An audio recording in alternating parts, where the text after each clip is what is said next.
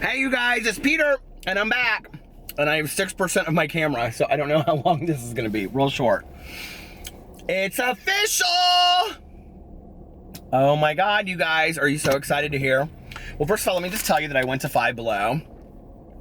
Indianapolis has let that place have it. I felt so bad for the girls. I was like, I'm eating these.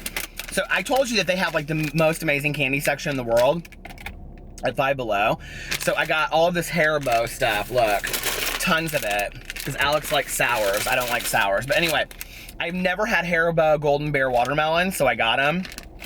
They are so good. It's like literally like eating a watermelon. Oh my God. A couple of years ago, I educated him on the fact that you have to do stocking stuffers. True story though, you do.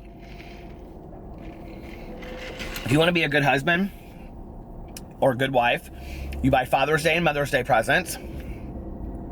You get cards and you go do something romantic on Valentine's Day. And on Christmas, you do stocking stuffers. That's the truth of the nature. Why is it so dark in here that I can't even hardly see myself? It's a little bit better, but anyway. So yeah. Anyway, it's official. I did a little poll last night on Twitter to see what y'all wanted to be called, and you guys have decided that you wanted to be called the Woof Pack, W-O-O-F Pack, which I love so much. So, and it was funny because somebody commented or tweeted me, and they put, never forget that wolves don't lose sleep over the opinion of sheep. Wolf Pack. So anyway, oh, by the way, just a little FYI, public service announcement. If you're coming to this video to trash somebody else or to trash me in an extensively long 500-word essay that the majority of which is capital letters, because that means that you want me to see that as screaming, you can save your breath and go watch somebody else's video, because I'm just going to delete your comment anyway and block you from commenting further on my videos. Our place, the Wolfpack's place, Peter Monn's channel, is a place of positivity and no negativity. I can't control what other people do, but here, when you come here, I want this to be a safe place for people to feel like they can comment and have discussions that are not bashing, but educational and intellectual, and I'm not going to allow that. So save your breath and your fingers from typing out 500 words. I just went through and deleted about, oh, I don't know. Somebody was attacking somebody that was leaving a nice comment on my thing, and I was like, oh no, you're not going to do that. So delete, block.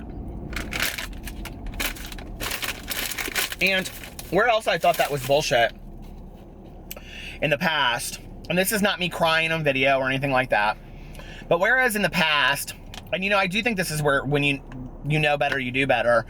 And I gave kind of Amberlynn Reed a hard time for deleting some of her comments and blocking some of her comments. And she and I have spoken about that since then. We spoke about it a long time ago. I totally understand why she did it now. I mean, there's one thing when somebody comes for you about your weight or your age or something like that. I mean, like, that's okay. We're big boys and girls. We can handle that shit, right? But when somebody maliciously attacks your character, your career, your relationship, those kinds of things, or threatens you, there's no reason for that. There's no reason for any of that kind of hatred. So, enough about that shit. It's Christmas Eve. And if you're alone on Christmas Eve, I hope you are enjoying something, watching Christmas movies or something. I don't know. My Christmas Eve has gotten so changed around. I should call this mukbang something. Mukbang watermelon. We are so good. And I got apple. Let's try the apple.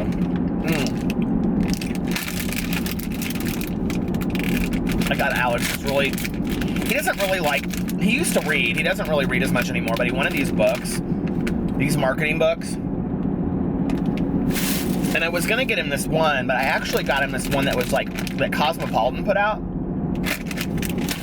It's really cool. It's called like Dare to Dream, or Dare It, Dream It, Be It, or something like that. I don't know. Talks about thinking of yourself as a CEO and all this kind of stuff. I love finding cool little presents like that for people, you know, for Christmas. Like things they wouldn't expect, but like my brother and sister-in-law, I have been looking everywhere for this book, and I finally got it. 1,000 Places to Visit Before You Die, or to See Before You Die. It is so cool. They're like really big travelers. My brother-in-law and his girlfriend. They're like huge travelers, and they went to Thailand and Singapore and all this kind of stuff. So I really wanted to get them this book, and I'd seen it like a year ago that one of my friends had it, and I've been looking everywhere for it and couldn't find it, and I went to Barnes & Noble today and they had it. I couldn't believe it. There are so many books at Barnes & Noble that I want right now. But will tell you what was really interesting. This is kind of turning into a booktube video a little bit. But what was really interesting was that there was this table and it said, books that teens want. And I literally, I mean, no lie, there were probably, let's see, 10, 20, 40 books on this table. With the exception of like 3, I had read like every book this year, right? Because I read so much young adult, and I love young adult. Today, excuse me, I love literary fiction and I love contemporary fiction, but like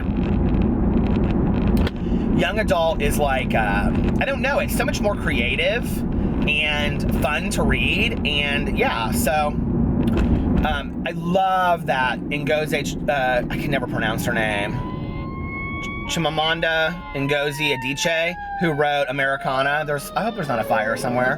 Have you guys read her? Oh my God. Okay, go look up her TED Speaks. Is that what it's called? TED Speaks? When her name is Chimamanda Ngozi Adichie, and she is a Nigerian writer. And she did 2 of them, TED Speaks, on the power of a story and how powerful each of our stories are in affecting the world and the world around us. And I mean, she is just eloquently spoken, beautiful soul, beautiful person inside and out. I aspire to be like her. She's just class. I mean, class, peace, and serenity, and just very wise. And anyway, Beyonce actually took pieces of her TED speech and used it in one of her music videos. And you go watch some of these interviews with her. She's incredible. I mean, she is absolutely incredible. And if you guys don't know how to spell her name, it's the book Americana, and it's Americana with an H on the end of it. Colton Whitehead's, what do you call it? Underground Railroad was also actually one of my favorite books that I read this year. And it was an Oprah book list book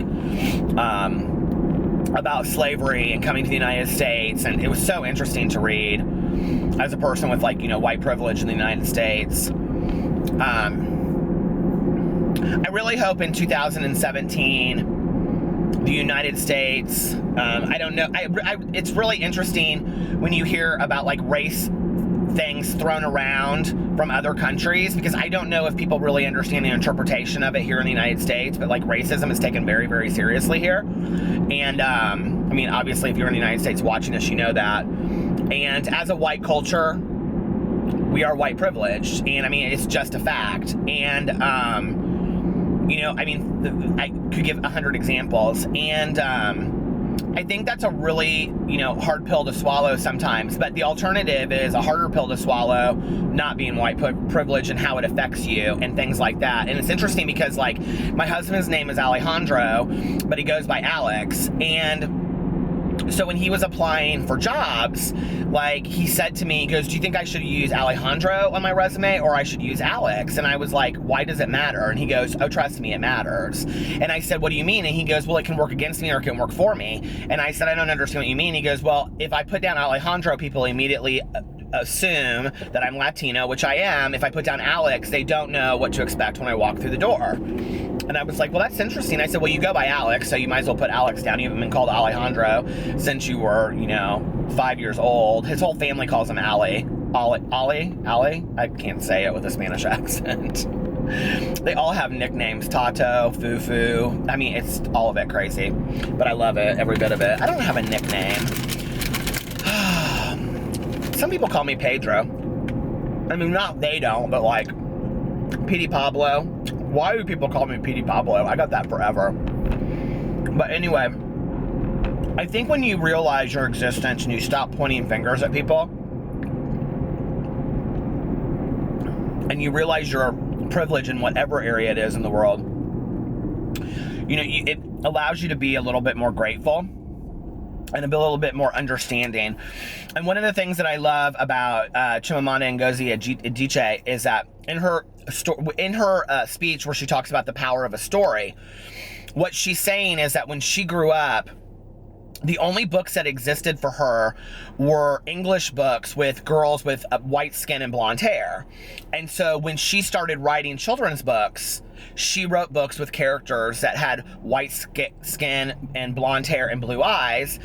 And somebody said to her, "Why are you writing these books?" And she said, "Because there are no books with characters that look like me." And, you know, that's a really powerful thing when we talk about the, you know, the power of pop culture, the power of literature, and all of that kind of stuff. And she also talks about the influence in the world. I've talked about this actually in another video, but it might have been a BookTube video.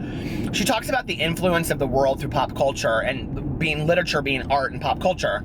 And she talks about how, like, you know, in other countries, we have one perception of what Africa is, right? But in the United States, there's the Kardashians, there's Little House on the Prairie, there's game shows, there's the news, there's politics. And so a lot of people have a lot of different versions of what the United States looks like, when really my United States probably looks 100 times different than many other people's United States, right? And so but we assume that around the world that it's the same all over, you know? That everybody in France wears berets and says, "Oui, oui," or something. You know, I mean, it's like these stereotype generalizations that we make about the world when they're in fact not based on any kind of truth whatsoever. We do that in our daily basis, I think. I do, I think a lot of people do, and I think it's remaining teachable and, you know, continuing to learn. So anyway, are you guys having a wonderful Christmas? I hope you are. My battery's about to die, so I'm gonna turn this off now. And I'm gonna try to do "'Twas the Night Before Christmas" with Pee tonight, so I hope you guys enjoy that. I love all of you. You've been so wonderful to me this year. It's been a wonderful gift to make this video, or to make this channel and interact with you guys, and it's been really fun to be part of the Wolf Pack. It's official! I love you guys, and I'll talk to you later. Bye.